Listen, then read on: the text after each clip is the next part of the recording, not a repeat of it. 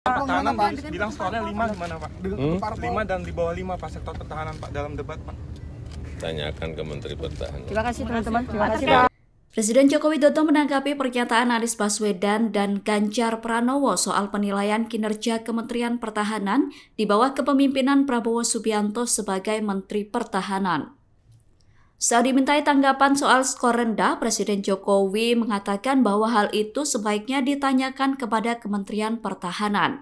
Pernyataan itu disampaikan Jokowi saat memberikan keterangan pers di Gerbang Tol Limo Utama Depok, Senin 8 Januari 2024.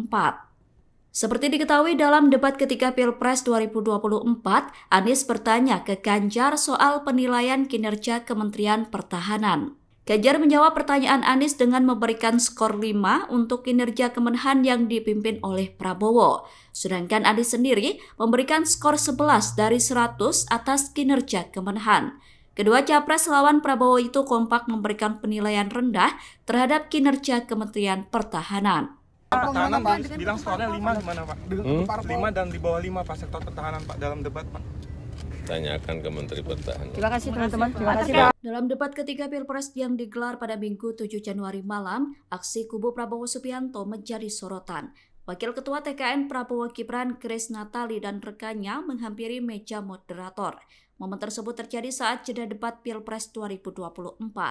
Aksi Grace tersebut kemudian memicu perdebatan publik. Atas hal itu, Ketua KPU Hasyim Asy'ari buka suara. Ketua KPU turut menyentil aksi Grace yang mendatangi moderator debat tersebut. Menurut Hasyim, aksi tersebut seharusnya tidak terjadi dan tidak tepat. Hasyim khawatir apa yang dilakukan Grace akan menimbulkan persepsi di masyarakat. Hasyim mengatakan bahwa ada mekanisme untuk melakukan protes saat debat. Berdasarkan kesepakatan yang telah disepakati tim kampanye sebelumnya, mekanisme untuk mengingatkan keresahan saat debat adalah melalui LO atau perwakilan yang disiapkan. Jika kritikan itu disampaikan langsung ke moderator saat debat belum selesai, dikhawatirkan akan menimbulkan adanya anggapan berbeda. Hasyim mengatakan KPU akan menjadikan persoalan itu sebagai bahan evaluasi untuk diperbaiki. Dalam debat ketiga Pilpres 2024, Prabowo Subianto dan Anies Baswedan tampak tidak saling bersalaman. Padahal Prabowo terlihat menyalami Ganjar Pranowo. Capres nomor urut 1 Anies Baswedan merespon soal hal tersebut. Anies mengaku ingin bersalaman dengan Prabowo Subianto.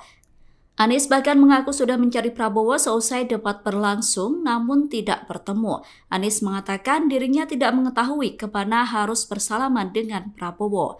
Di sisi lain, Prabowo juga turut merespon soal tidak menyalami Anies seusai debat. Namun respon Prabowo berbeda dengan apa yang disampaikan Anies.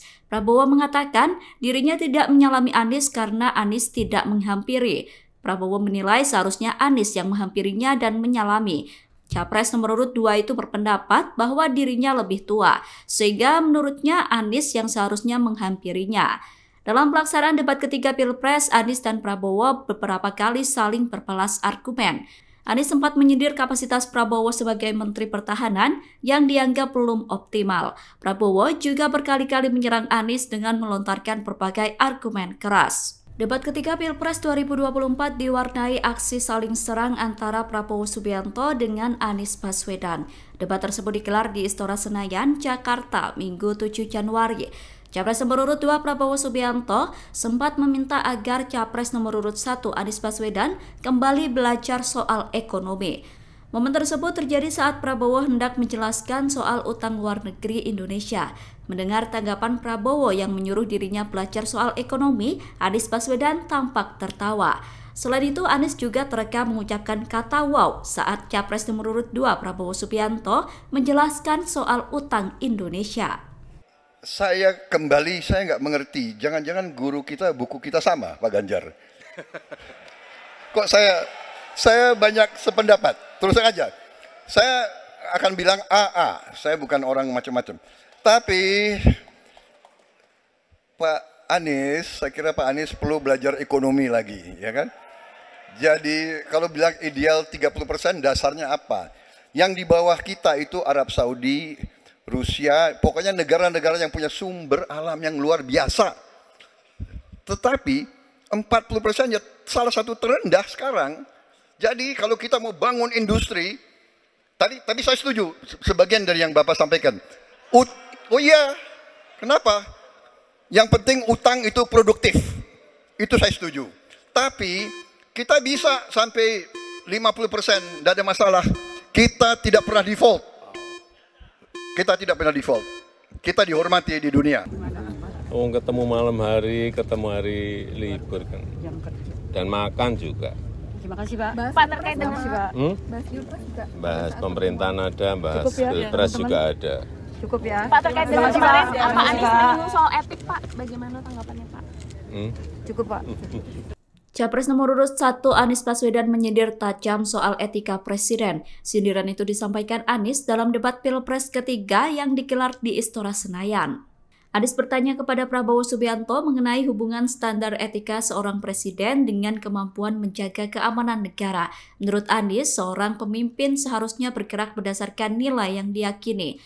Anies kemudian menyinggung soal putusan MK yang memuluskan jalan putra sulung Presiden Jokowi sebagai cawapres, di mana putusan tersebut terbukti melanggar etik hingga menyebabkan Paman Gibran Anwar Usman dicopot dari jabatannya.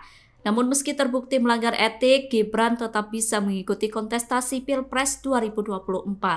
Saat dimintai tanggapan terkait kritikan tajam Anies, Presiden Jokowi hanya tersenyum. Respon tersebut diberikan Jokowi saat memberikan keterangan pers di gerbang Tol Lipo Utama Depok Senin 8 Januari. Presiden Jokowi kemudian tampak tertawa pelan selesai mendengar pertanyaan yang diajukan awak media. Jokowi enggan memberikan komentar apapun terkait apa yang disampaikan Anies dalam debat. Presiden bersama rombongan memilih meninggalkan lokasi dan tidak memberikan pernyataan soal kritikan Anies. Ada dugaan Bapak tidak netral karena kan ketemunya sama koalisi dari Paslon 2 Pak. Gimana Pak? Ketemu malam hari, ketemu hari libur kan. Dan makan juga. Terima kasih Pak. Pak terkait dengan Bahas Pilpres juga. Bahas pemerintahan ada, bahas Pilpres juga ada. Cukup ya. Pak terkait dengan kemarin Pak Anies menyinggung soal etik Pak, bagaimana tanggapannya Pak? Cukup Pak.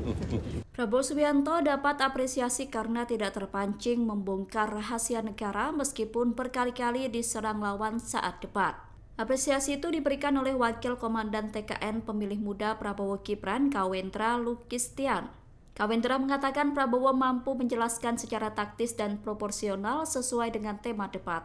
Menurutnya, dalam pelaksanaan debat ketika Pilpres, ada kandidat yang fokus menyerang lawan dan ingin menjatuhkan. Kawendra kemudian mengapresiasi Prabowo yang tetap bisa menahan untuk tidak membongkar rahasia negara meskipun ada kandidat yang memancing. Melalui debat ketiga Pilpres, Kawendra menilai publik sudah bisa melihat bahwa Prabowo merupakan sosok yang berpengalaman, utamanya dalam mengelola persoalan pertahanan, keamanan, geopolitik, dan hubungan internasional. Sementara itu, Prabowo sendiri mengaku kecewa dengan dua kandidat capres lainnya seusai debat. Prabowo kecewa lantaran Anies dan Ganjar mengungkap data yang keliru saat debat. Selain itu, Prabowo juga kecewa lantaran persoalan pertahanan hendak dipakai sebagai alat politisasi. Capres nomor urut 3 Ganjar Pranowo menolak ajakan Capres nomor urut 2 Prabowo Subianto untuk berdiskusi. Seperti diketahui, Prabowo mengajak Ganjar untuk berdiskusi di luar panggung debat membahas data pertahanan Indonesia. Terkait hal itu, Ganjar menolak ajakan yang disampaikan Prabowo. Ganjar mengingatkan bahwa ajang debat resmi seharusnya dijadikan sebagai wadah untuk adu data, bukan forum lain.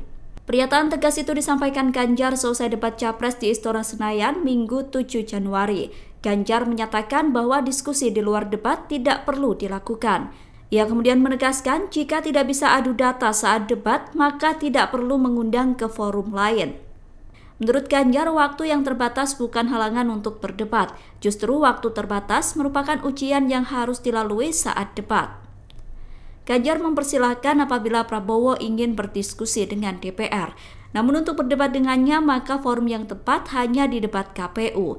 Menurut Ganjar, ajakan Prabowo debat di forum lain merupakan bentuk bahwa Prabowo tidak sanggup untuk berdebat di KPU. Tidak perlu, debatnya itu hari ini, kenapa mesti besok? Kalau memang tidak siap, jangan berdebat. Kalau mau siap, ya siap mana dengarkan debat itu. Maka kalau kemudian kita waktunya terbatas, itu siap kan debat. Maka kalau ada protokol, jangan menangkan pada ruang lain. Ruang lain nanti ada ruang sendiri. Karena Anda akan berbicara dengan sebagai Menteri Pertahanan umpama, beliau akan berdebat nanti dengan DPR dan publik akan melihat. Tapi dengan satu kesimpulan dari sini, maka publik kita minta untuk memulai. Saya mengajak untuk membandingkan data dan beliau tidak sampaikan. Ada pertanyaan yang kita semua harapkan jawabannya. Anies Baswedan menolak tawaran Prabowo Subianto untuk berdiskusi di luar debat. Anies menilai diskusi tersebut harus dilakukan di forum terbuka, bukan obrolan pribadi.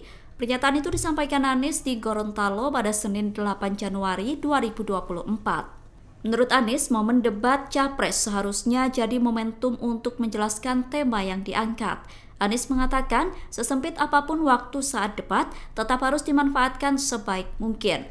Dia menilai persoalan kebijakan harus dibicarakan di forum terbuka agar didengar rakyat. Terkait sifat rahasia data pertahanan, menurut Anies bisa saja disampaikan di bagian yang memang diizinkan diungkap ke publik. Pertanyaan itu adalah pertanyaan yang kita semua harapkan jawabannya. Mengapa?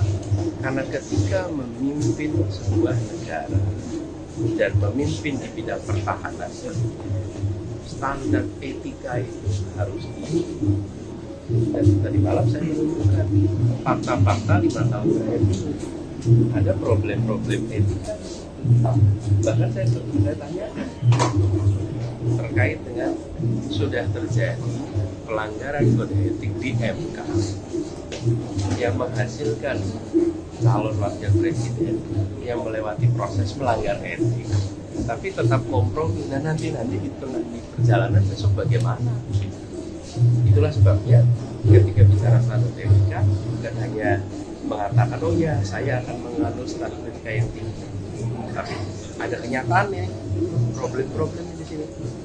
Ya itulah yang kami perlu jawabannya, dan bukan hanya untuk saya, ini kan jawaban untuk seluruh rakyat Indonesia.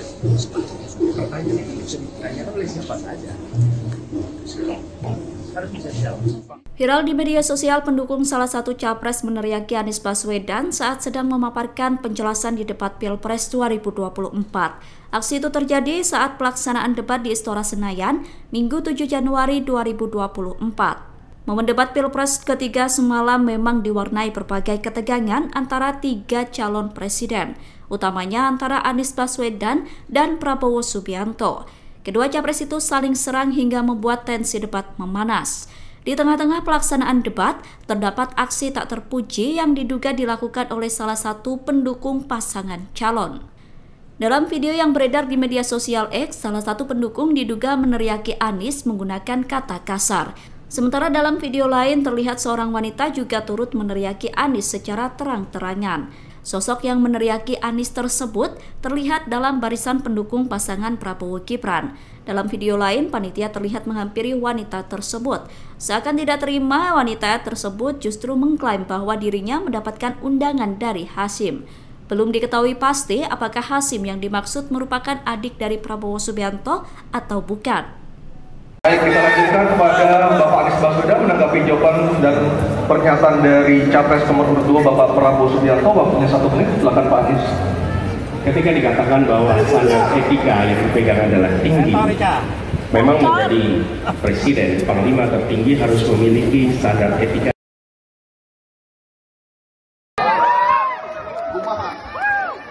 Ya, jadi leadership, apakah negara, apakah perorangan, tapi terutama juga negara harus dengan contoh ingarso sung tulodo.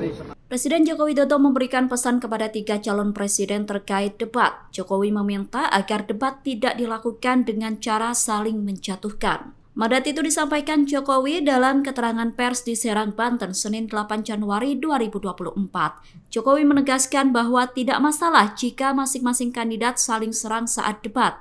Menurut Jokowi, saling serang diizinkan asalkan masih terkait dengan kebijakan dan visi misi. Namun Jokowi mengimbau agar debat tidak digunakan untuk saling menjatuhkan personal.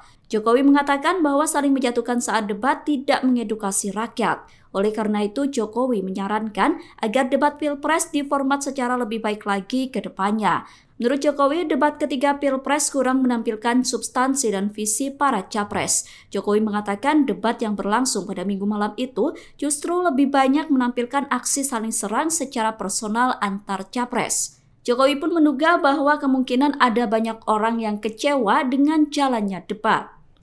Download Tribun X sekarang, menghadirkan lokal menjadi Indonesia.